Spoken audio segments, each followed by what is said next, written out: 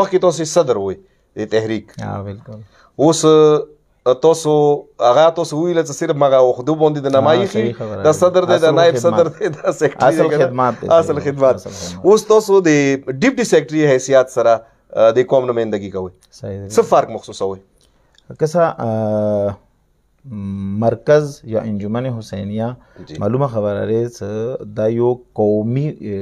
ټولو نه غاټ پلیټفارم دی. صحیح او زه خو مخ خپل د اعتقاد دی ځکه خدای موکه دا ځای کمزوری شي بل یو ځای نشي مضبوطی دی. دا ځای که کمزوری شو بل یو ځای نشي مضبوطی. سبحان الله. وجه دا لري دا ټول یعنی قومي یو هغه دی څه دی نمائندګي دالته وي ټیک دی. او کله دغه ځای کې قومي نمائندګي دی ما خیال دا دی دالته چوکا خدمات رسي یغه ذمہ داری نور تنظیمونو په نسبت یو چندان زیاتیږي. یعنی ذمہ داری بیا مغور اور باندې څه شي رسي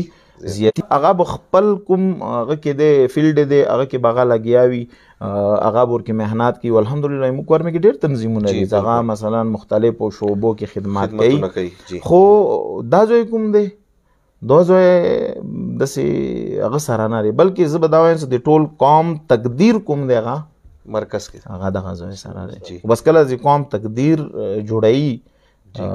یو ځای هغه ځای کې چوک رسي هغه ذمہ داری څه شی دی هغه ډېره سنګینه ذمہ داری دی ډېره سنګینه ذمہ داری دی.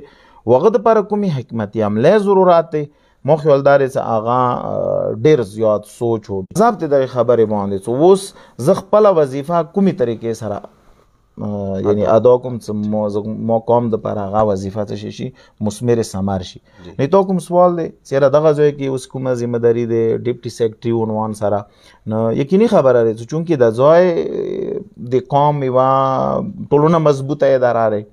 قومي او هغه د پلیټفارم دی د کې ذمہ داری د هارې وکاس چاہے هغه مو سره یو عنوان دی در حالی کې ټیک دی مثلا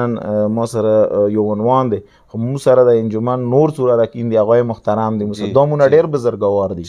نور مشران کوم دی هغه مونږ ډېر بزرګوار دی. زه د زړه نه یم دې دپاره نه یم مثال زه دا یعنی زړه هغه مونږ ډېر بزرګوار دی. موږ خو اوس کله خپلو منځو کې کینو انجمن کې خدای شته مو یعنی دا راته ګرانه شوي دی